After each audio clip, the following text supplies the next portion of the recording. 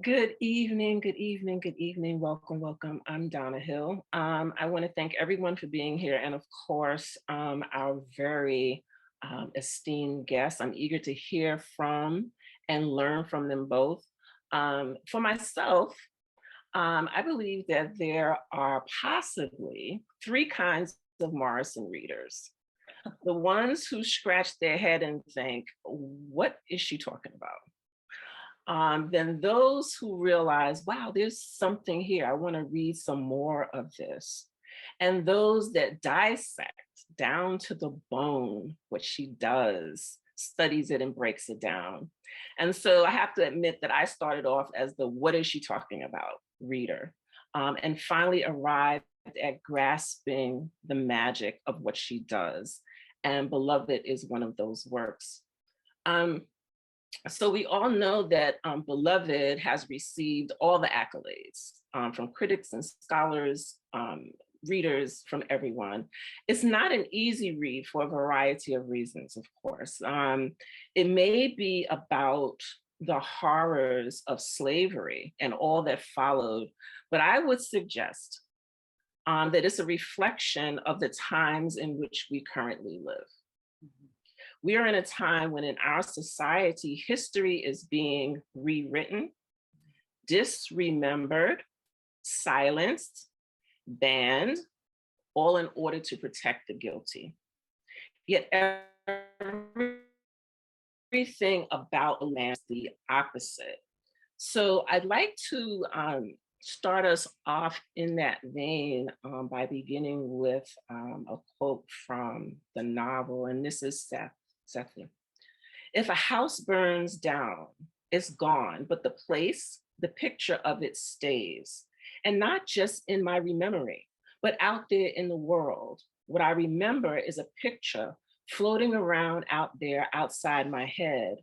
I mean, even if I don't think it, even if I die, the picture of what I did or knew or saw is still out there, right in the place where it happened.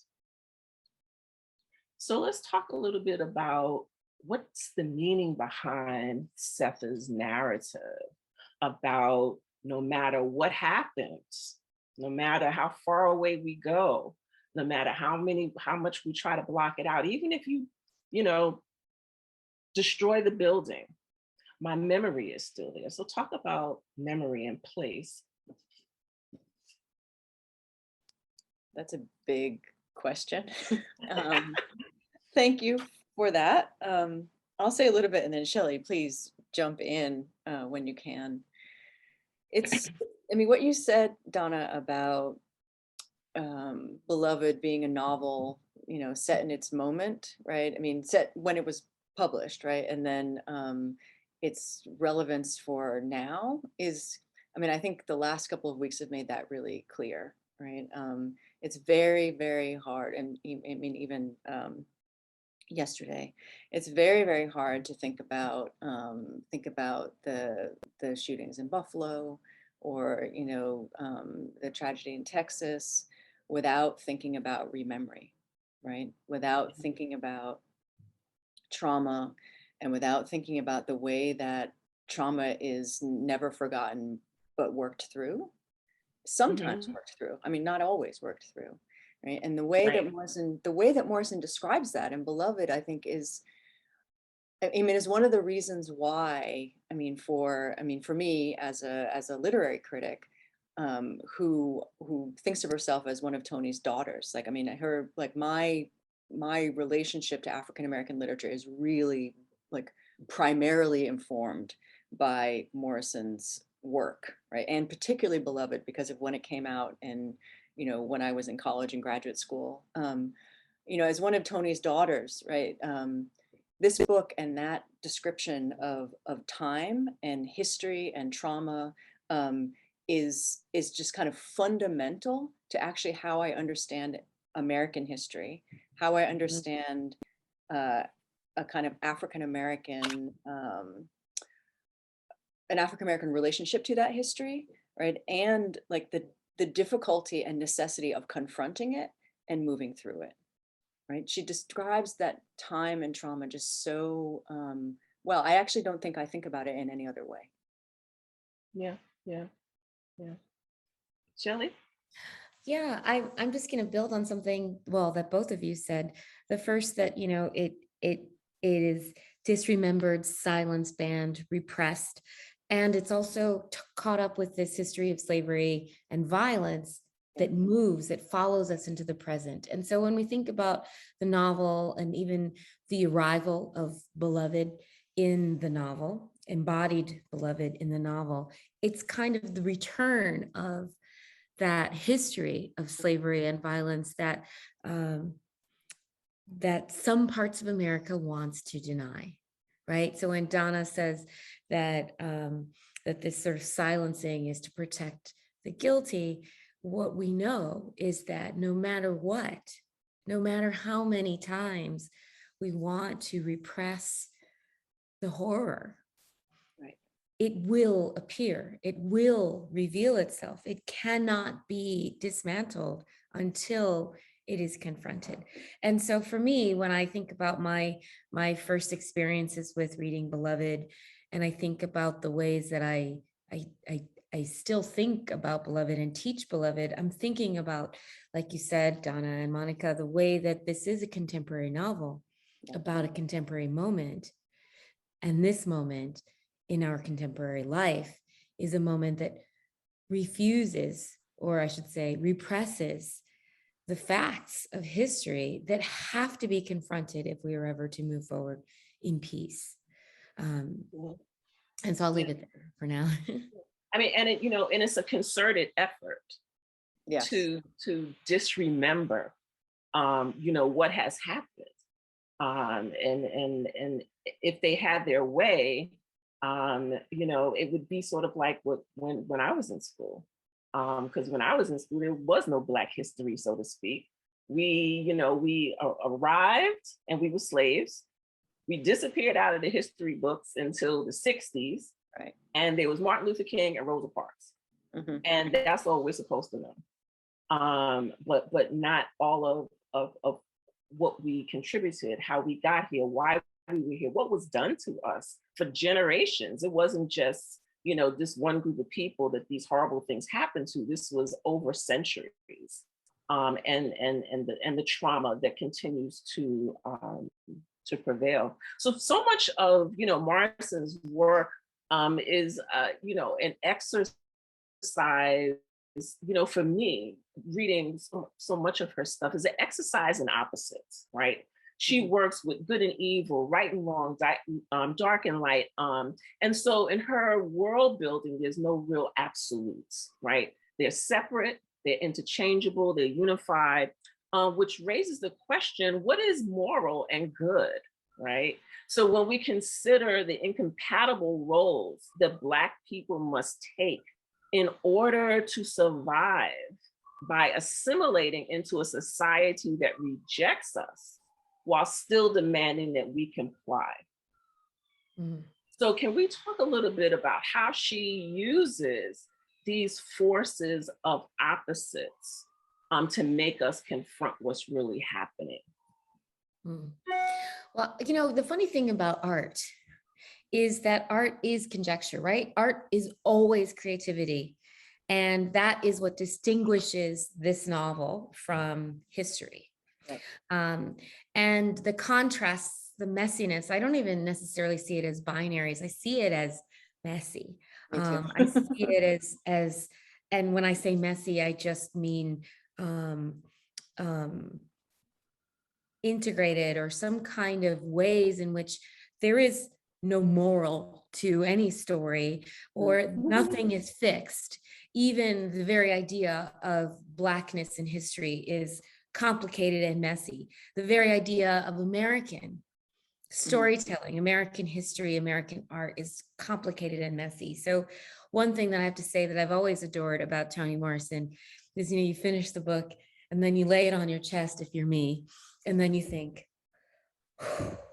okay, I have to think about this. I need a minute. And then I go back. And sometimes, when we first read a novel, and I'm sure Melanie and everyone at the Center for Fiction can appreciate this, when you read something that's really good, something that moved you, you just hold it in your hands for a minute and you think, what, you turn it over as if turning it over means there's going to be more pages to the Right. book. But I think that it's really important because here Morrison is inventing something, and she's inventing stories that are filling in for what we don't have, right? Exactly. She's inventing stories that are inviting us to think not just about the ways that the past informs the present, but also to think about the ways that Blackness and Black experiences are central to the very notion of America, American art, and storytelling in English. Yeah. Mhm. No, that's so true. I think it's also one of the things that about art, Shelley, that you bring up here is in the messiness of it, is that, you know, any Morrison novel is is incredibly complex. Complex just in terms of the story, right? These are really multifaceted stories, lots of characters, not even a lot of characters, but a lot happens to them, right? So these are multifaceted stories.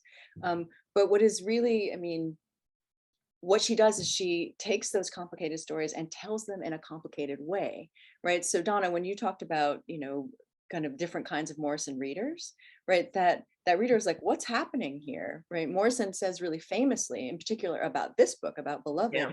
that what she wanted to do at the beginning of the novel, right, was to snatch the reader, right, into this world, because that is how Black people were snatched, right, out of their own worlds and placed into another, right, the one that you described on as one that they needed to assimilate into, but that rejected them. So she's trying to do that on the level of how she's telling the story, in addition to telling the story. So that is why Beloved is a kind of messy book, right? It includes, you know, towards the end when it breaks into poetry and different voices, right? That is my favorite part of the book, right? But we can talk about that later. But you know, it's very complex. And at a certain point towards the end of the book, you know, Setha is talking about, there's narration about Setha, and then all of a sudden she says you, right? Yeah. So Yeah. Setha starts talking to Beloved, right? So the on the level of the sentence, it's complicated. On the level of how the narrative is put together, it's complicated because she's trying to show, right, the complexity of our history, right? Yeah. And of the complexity of that history and relationship to African American and American identity, right? Yeah. It's that movement that she's always looking for, right? And for you to understand. I mean, what you said, Shelley, about holding the book, right? I mean, those of us who have read Morrison's other novel, Jazz, right? The last sentence of that book is, and look where your hands are now. You're holding the book, right? Yeah. It's just like, I mean, so whenever I get to that sentence, I just sit there and hold, you know, Yeah. and because she's sort of like, you know, in some ways that book is asking for the reflection that you talked about, Shelley, Right. right? It's like Absolutely. deliberately I provoking. love that. I love that, Monica. And I also think just to kind of enunciate a point, I think that it was inside of your point is that this is also about the complexity of Black humanity, something Yes. that, you Yes. know, that in a much more popular sense, right? It could never be clear, right? But No. the part of a sort of anti-Black practice is to imagine that Black people are seamlessly organized into one single way. Mhm. Mhm. Mhm. Yeah. Yeah. So, you know, as I talked or as I mentioned earlier, so you know, Beloved is like it's so many different things. It's about slavery and freedom and motherhood and sisterhood, a search for love, a place to call home, right? So, but at the center of the novel, you know, it's about healing. Mhm. So can you talk a little bit about, you know, your experience through the novel, and how Morrison takes us on this path towards what healing can be or what it looks like? Yeah, I always think of two things when I think about that. And one of them is sort of individual, and the other one is much more of a group process, right? You know, when you think also about sort of healing in the book, the main scene of that potential healing, right, is baby Suggs's ritual in the clearing. Yeah. When she calls everyone in on Saturday, right? When she calls everybody in on a Saturday and, you know, invites the children to laugh, you know, she invites the men to dance, and then she invites the women to cry, right? And then they all do that together, and she gives this amazing speech, right, about the necessity, right, of loving yourself, every single part of your body, because nobody else is going to do it for you. It's certainly not white America, right? She goes down, she brings it down to kind of brass tacks. She's like, love your liver, right? Because nobody else is going to love your liver, right? But you can, and you should, because it's you, it's you know, it's the way in which you are embodied in this world, right? And it's so important. So there's that ritual where she's trying to put all of the sort of bodily trauma and violence that all of the people in the novel are subject to, right? I mean, where she asks folks to think about themselves as whole, right? Even if, right, there's been an incredible effort to sever, right? To sever relationships, to sever body parts, to sever, you know, the sense, a kind of psychological sense of wholeness. That moment is one where she performs that for herself, right? But also for her community, right? She's known in the book as Baby Suggs Holy, right? Mhm. Which is such a beautiful, I mean, they didn't know what to call her, right? She's not an ordained preacher, right? So they just call her holy. The other thing that is also related to Baby Suggs that I always think about, and that I thought a lot more about this time when I was reading the novel, is her contemplation of color, right? And we Mm. see at the end of her life, she starts kind of looking at color, and it's partly a relation. I think that that gesture is partly related to trauma, right? She doesn't want to participate in the world in the same way that she had been, right? And she said, I'm just going to sort of focus and concentrate on this one, on a series, right, of things in order to sort of see them and add them into the world, right? So that was a little, I mean, it functions as both a kind of an escape from the situation that's happening, you know, in her house with the loss that she's experiencing, the way the house is holding that in. But it also has a little bit of a gesture toward, it's a relief, right? And I think we want to sort of understand the grand gestures that are available for healing in the book, and this like tiny moments, right? Where she's like, I'm just going to take these hours and I'm going to think about blue, right? And then when she's done with blue, she says, can you bring a little violet? What about orange? So I think about it in those, you know, related to Baby Suggs in that way. Yeah. Yeah. That is really beautiful, Monica. That was great. That was a great I love read. color. She should do a I whole mean, paper on that. what's so great about that, and what's so great about the novel itself, is every time you go back to it, there's something else. But then to think about this sort of painterly quality of the novel, Yeah. is an important part about remembering the craft of Toni Morrison. And you know, I guess I'm maybe because I often miss the healing in Beloved. I miss it. I don't, when I say I miss it, I don't recognize it as healing.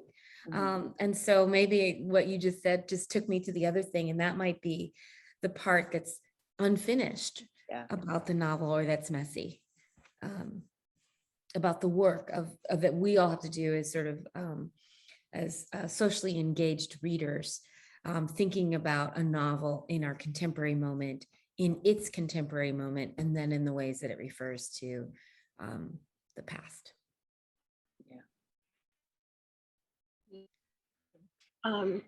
Just sort of taking a little bit of a turn, like throughout the novel, Morrison uses, you know, the term memory. You hear it over and over. So it's sort of like a psychic kind of haunting of events that are told and retold, even as the teller tries to block them out. And at the center of all of that is the infanticide, the killing of her baby beloved. So even as, you know, Setha tries to disremember it remains just under the surface throughout the entire novel, you know, coloring every aspect of her life in some way. Um, and you know, so I want to talk a little bit about, you know, that the whole process and the necessity to of unearthing trauma, you know, which we touched on a little bit before. But I would suggest also that, you know, and I'd like to hear what you all think about this, that, you know, we as Black people are beloved Mhm. because we're here returning again and again in all of our pain, our ugliness, our beauty, our glory, that forces white society to confront what they have. So you know, I'd like your thoughts on that. And what do you believe the character beloved represents? How is she manifested? Go ahead, Shelley. I was going to say the same. What do I think the character of beloved represents? Well, I'll get back to the messy. That's my first answer. I was always moved, right? Because, you know, when I first read Beloved, I had the good fortune of reading it in school, in a class of women. It was actually a class, it was a women's studies class at Barnard. Um, and I had the good fortune of reading this, and this moment of the people in the class discovering the archive, discovering all of those the manifests from slave ships and those manifests of sales, receipts of sales of Black people, and so many children in those archival documents were named beloved or named my own. And I think that that moment of beloved, what does she represent to me? My first memory of that was that there is documentary evidence that enslaved people's mothers love them, because, you know, that's a myth, right? Sometimes that people don't imagine these family ties, that a person born into slavery was also a person born into love, born with love, surrounded by love. And that is one way that I can see the messy. The second way I see that messy is that she returns in all of that messiness. And again, that gets back to rememory and repression, and the kinds of violences that not only define Black experiences, but again, are central to American experiences, so much so that Beloved is not a marginal story. And seeing that in the archive when I was in that class, that women's studies class so long ago, that interracial group of students also felt that moment of love.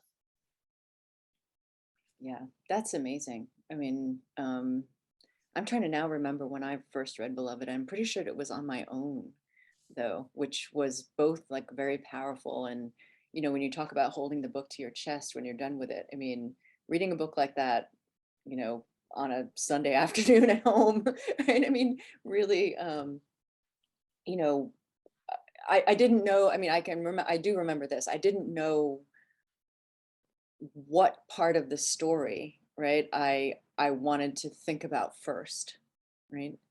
Um, One of the things, I mean, when I'm thinking about, when you think about Beloved as a embodiment of that love, I also really think about her character as related to desire specifically, right? And it's a desire taking from the perspective, not of Setha's perspective, from her perspective. It is the desire for recognition, right? For being a part of this family. So this is a little bit of the, you know, the kind of mirror of what you're talking about, Shelley, of being a part of this family, of having been present, right? I mean, of having been the, you know, the victim of trauma, right?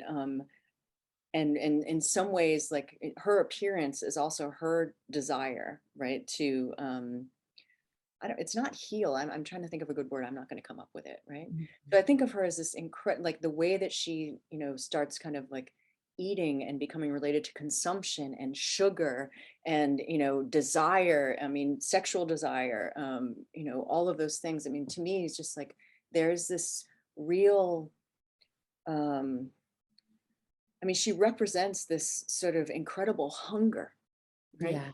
Hunger for love, right? For recognition. The way that she talks about looking at Seth is like, she's like, when she sees Seth's face, she's like, she's mine, right? Like Mhm. we are the same. I see my face in her face, right? I mean, for this like incredible hunger for recognition and for love and for sort of, sociality, Yeah. relationality, Yeah. right? Yeah. Um, Yeah. I see that. That's why, I mean, at the end of the novel, when the women in the town come to kind of perform the exorcism of her, I guess if you want to call it that, um, they come in this huge group, right? So it's sort of, there's a way in which their sociality and relationality, they take Setha and Denver back, right? Mhm. Um, from the sort of less healthy in some way sociality that Beloved has created, Mhm. right? But it's sort of thinking, I mean, I always think about her as a sort of extraordinary nodal point to think about community, right? So I don't know. I find her, she's so complex, Mm. Messy. messy, very messy, very hungry. Okay, so I'm gonna let you all off the hook now with the really tough questions. Let's Oh, wow. I was just oh, go warmed ahead. up. Something else I remember from that class and something that still Oh, stands with me, right? And mhm. it's funny how our first impressions, like talk about memory. But I remember reading that Beloved, and I was in a women's studies class, and I just also read Audre Lorde for the first time. And in that book, in the poem she wrote called Power, it begins and it says, the difference between poetry and rhetoric is being able to kill yourself instead of your children. Ooh, And I that opening always stunned me, right? Because Yeah, for Audre Lorde, motherhood, she called herself a lesbian, Black lesbian warrior, poet, mother, right? yes, And she says that a mother would kill herself in order to save her children in mhm, this poem, right? The difference between poetry and rhetoric is being able to kill yourself instead of your children. And obviously, Lord is interested in the power of poetry.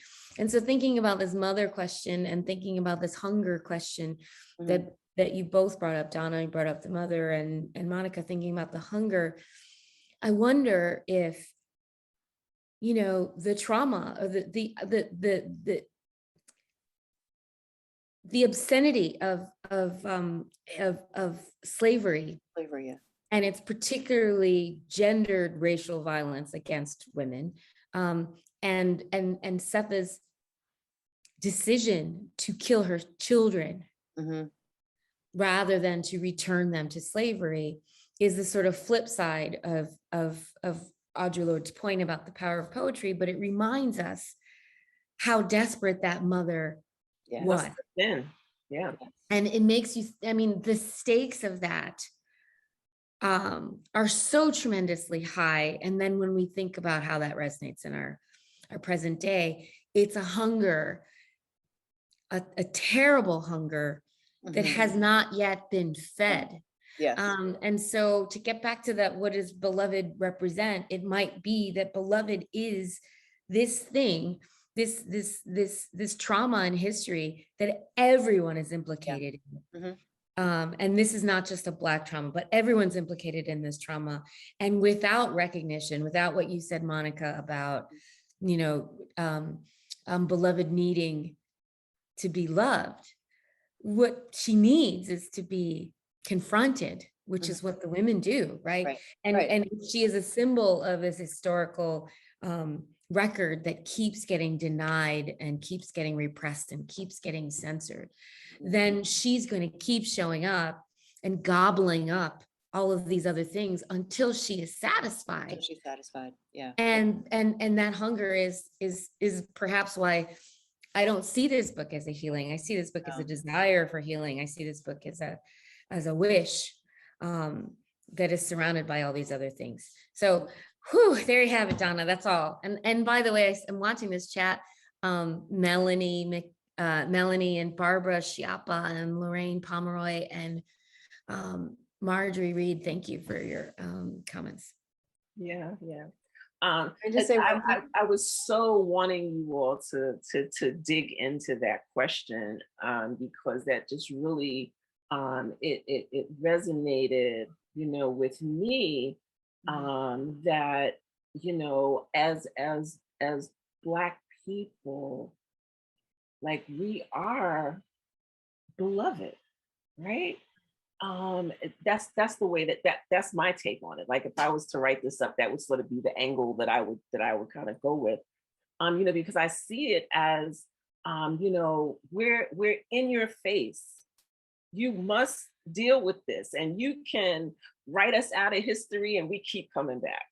Mhm. And you can, ban our books and we keep coming back. You can stop us from voting and we keep coming back. We're in your face until you reckon with what it is that you have done and what it is that we need so that we can all be whole, which goes back to what you were saying, Shelley, about it's not just a Black issue, it's all of us. We're all intertwined, in this messiness.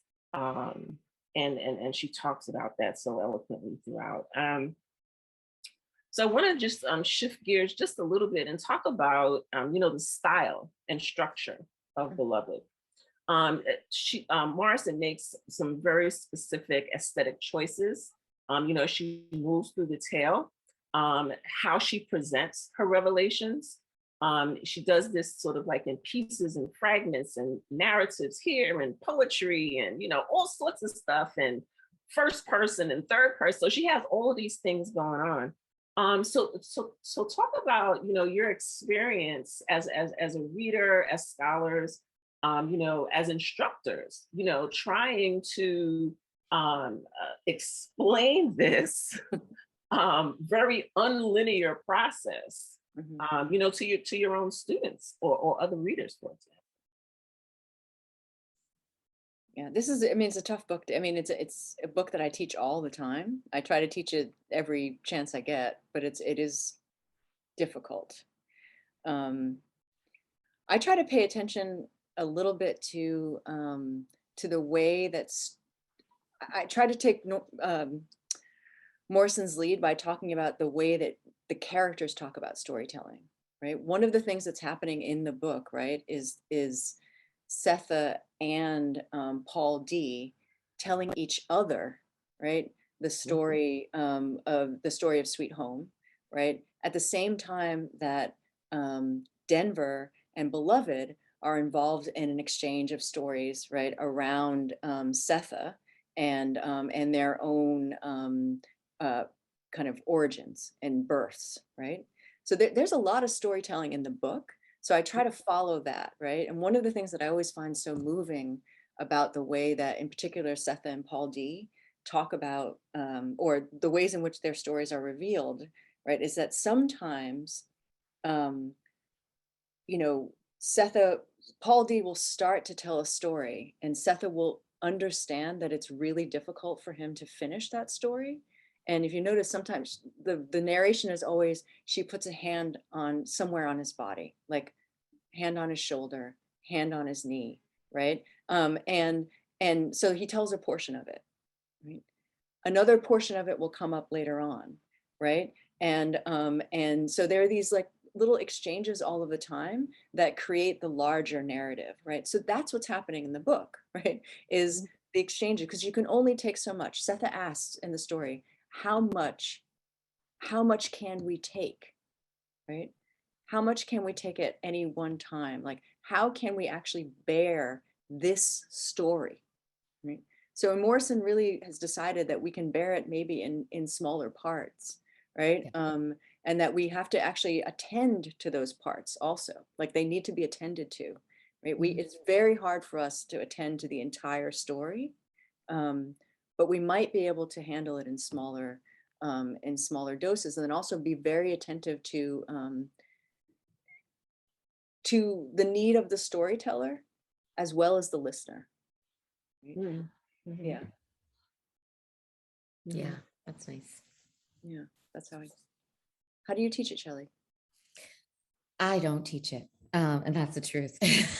Oh, I don't teach it because I don't think there's enough time. And, yeah, maybe one day I teach um, Beloved for 2 months. exactly. It takes a long time, I have to It say. takes a long time to It kind takes a of long get time. through the so many layers. Yeah. And yeah, I haven't taught it. I've had conversation, I've sort of Sure. supervised theses that include Beloved, but I haven't taught it. And I think about doing it because I think Mm, about the ways that I was taught it. But I haven't taught it yet. And I think that I would like to revisit that question.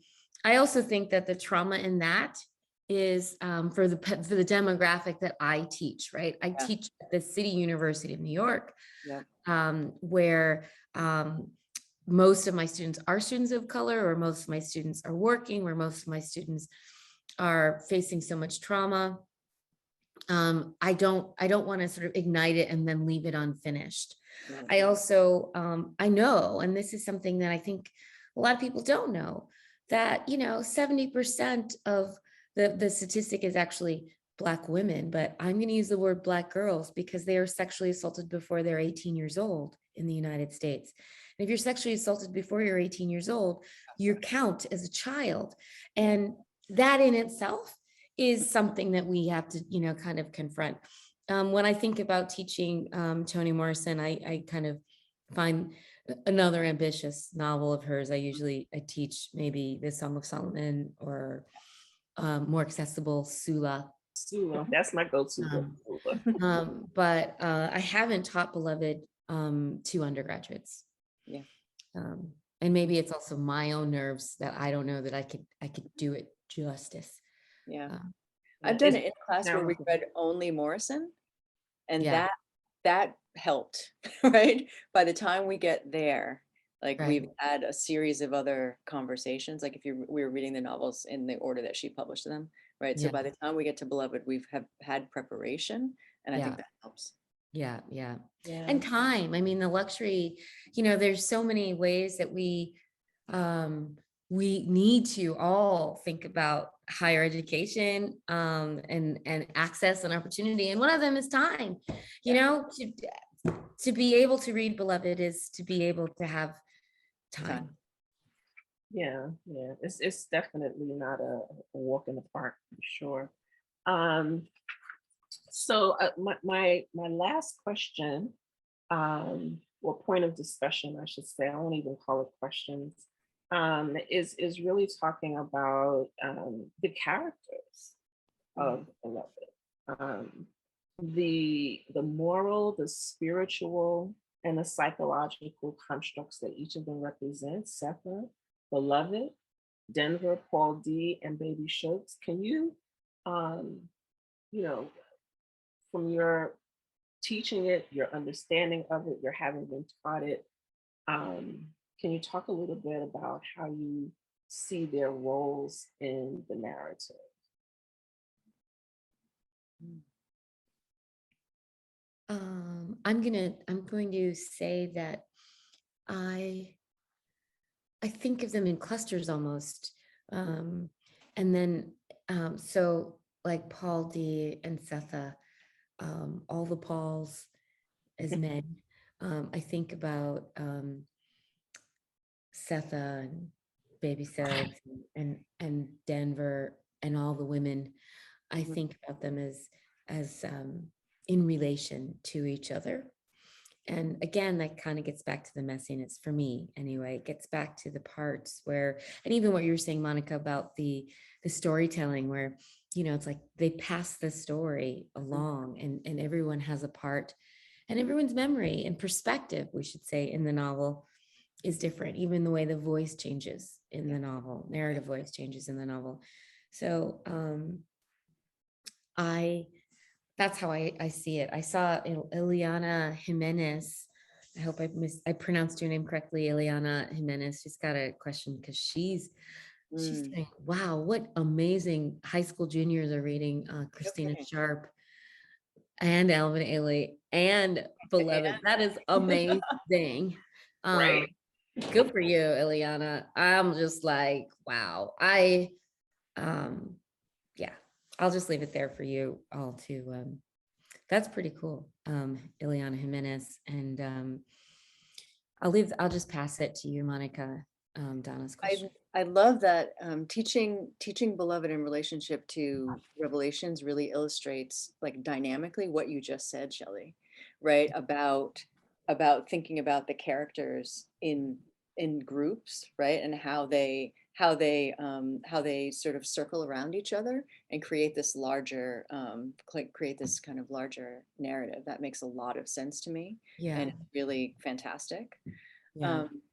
You know, it's like I have absorbed this book so totally now that I feel like these are my family members or like their ancestors. They feel like ancestors to me. So the characters, you know, they have like incredible specificity, right? At the same time that they're related to what you're saying, Shelley. You think about you know, Setha and Baby Shugs and Denver and the other women, right? And you know, and the Pauls, right? And you know, I think of Stampede and the other people who are running the Underground Railroad right there, right? So there's a way in which, you know, and I think, you know, part of Morrison's the genius of the craft, right, is being able to create these people who are entirely singular, right? Like we know exactly who Setha is.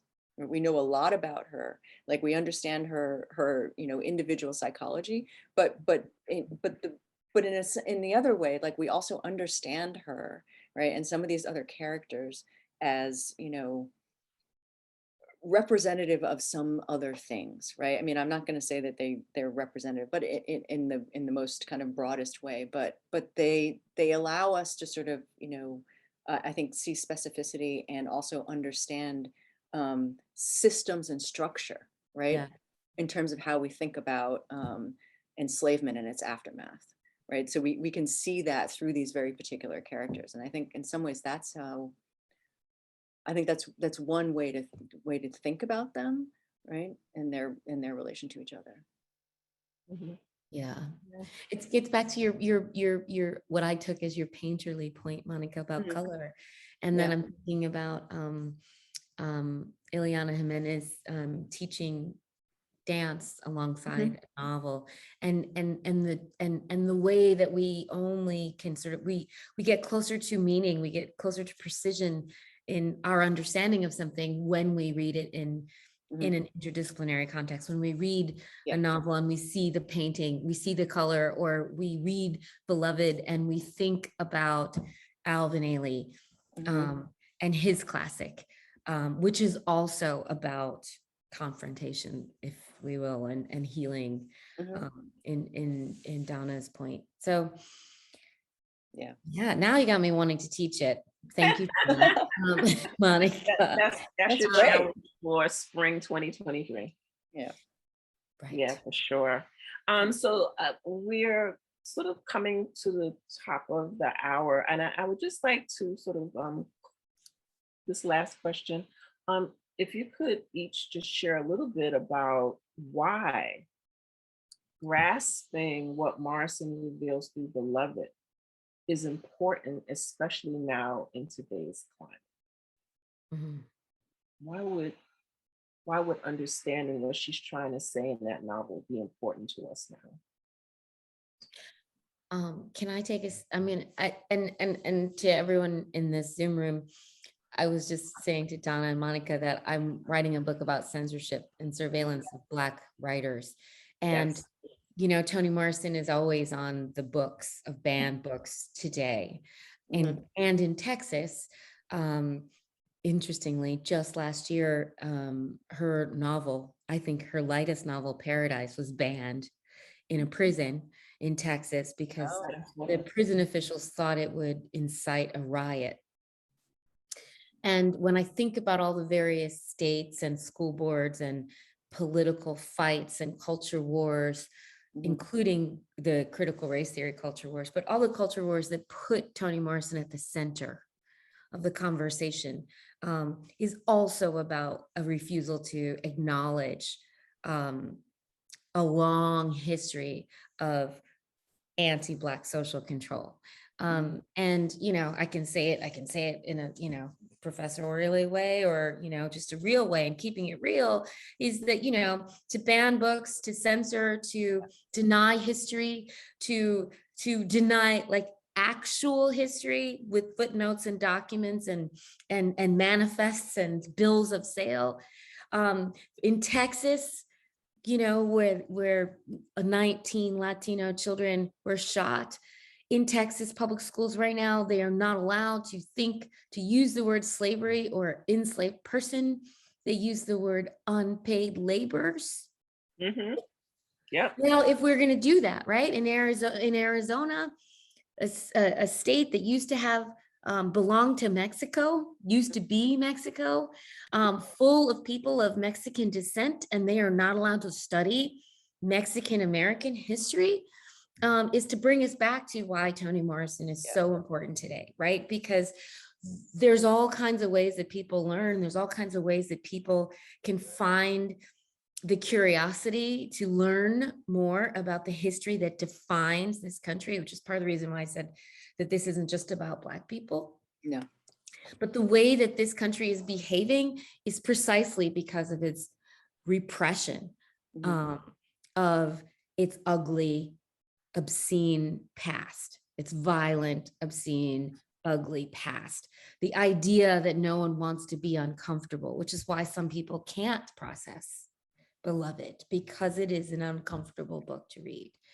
mhm, And it's an unfinished book, and it's a messy book. And rather than confront it through beautiful fiction, mhm.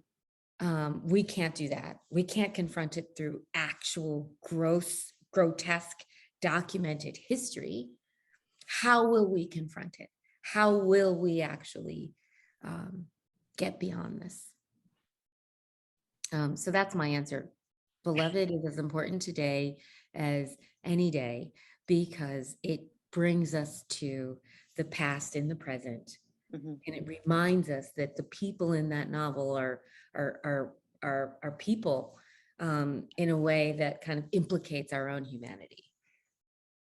Yeah. Yeah. Nothing to add to that except to say that the end of the novel just talks about the weather, right? And says that,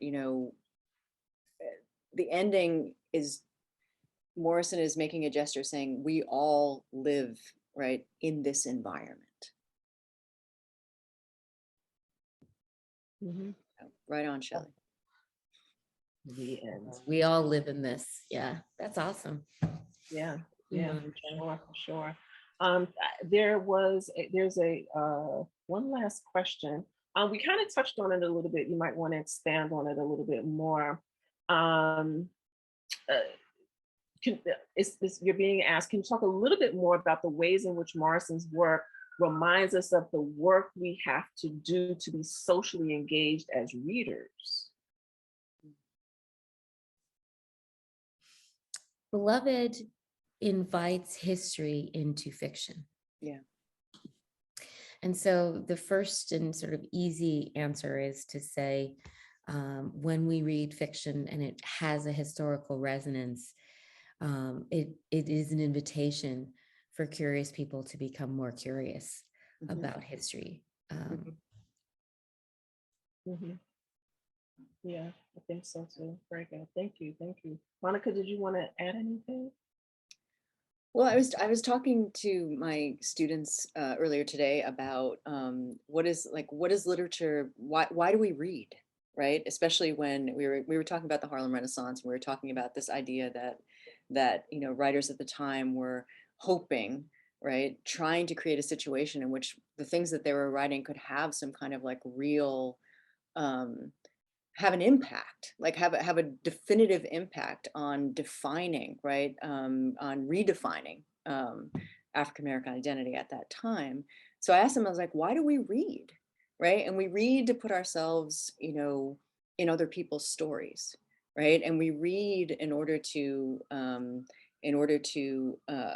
have those kinds of have those experiences, right? And to kind of exercise, I think, our imagination, right? So that's like when we talk about the challenge of this book, right? For any reader, right? I mean, I read because I have that curiosity and I want to be challenged. I either want to be challenged by the story, I want to be challenged by the form, I want to be challenged, right, to think differently, um, or to think more expansively, or I want to be challenged. So in to be a socially engaged reader, right, is to take that challenge really seriously. I mean, Morrison actually doesn't allow people, like in terms of the way that she writes, she doesn't Mhm. actually allow you to take it easy, right? I Yeah. mean, and that's the brilliant part of it. It's like if you're going to open up the book, you are going like that's the deal. Like, I mean, there's no, you can't get around it. It's not entertainment, Right. right? It is something else, right? So we had that kind of conversation, and I keep thinking like, you know, Morrison wrote in a way that was not going to allow you to breeze through it, put it down, read it in a day, Mhm. and forget about it, because of the topics that she was taking, but because of the commitment that she made to write in that way, right? For a particular audience, right? She said she wanted to write the books that she hadn't read before, Right. right? She was doing that work. Yeah. So yeah, I mean, I think with Morrison, it is impossible not to do that. If you open the book, you're already there. Yeah. Yeah. That's cool. Thank you both so much. As I said at the very beginning, I was here to, I'm here to hear you and to learn from you. And I've learned so much because just listening to other perspectives, because I can come at it one way and I'm thinking, this is what I think. And then to hear something else, so that expands that conversation. And it goes back to the sort of like the last question that sort of wrapped us up. How do we become more socially engaged readers? And by expanding our mind and having these conversations. And so I thank the Center for Fiction for offering this program, for having us on this evening. Monica, it was wonderful to have you and meet you. Shelley, it was great to see you again. I wish you both the very best. Thank you everyone for being here this evening. And I believe Melanie is going to wrap us up. Thank you again. Yes, thank you so much, Donna. Thank you, Monica and Shelley. I had goosebumps so much of that conversation. I just wanted to say to the English teachers in the chat who were trying to connect with each other, if you write to events@centerforfiction.org, we'll make sure that you get connected with each other. This is the third event that we've done in our series on Beloved. The first two will be archived on our website soon. The first one was a reading by actors of 3 scenes from the book: the opening, the tree scene, and when Beloved shows up, and it's really powerful. So I encourage you to go back to our website and visit that. And then Professor Farah Jasmine Griffith and Era McDonald, who is a longtime friend and editor with Toni, had a conversation about her. There's one more that's coming up, and it's part of the Schoenberg Literary Festival on June 18th, and that's with Tiffany Anique and AJ Verdell, and they're talking about the literary friendship that AJ and Toni had. So if you're in Harlem that day, please go by and check that out. Tiffany and AJ are amazing. Yeah, thank you all so much for coming. And thanks to the 3 of you, especially. I'm going to be in touch with you about doing more things soon. So we'll talk to you soon. Thank you, Clarence at the Center for Black Literature, and Dr. Green as well. Good night, everyone. Thank you. Good Thank you night. all. Thank you.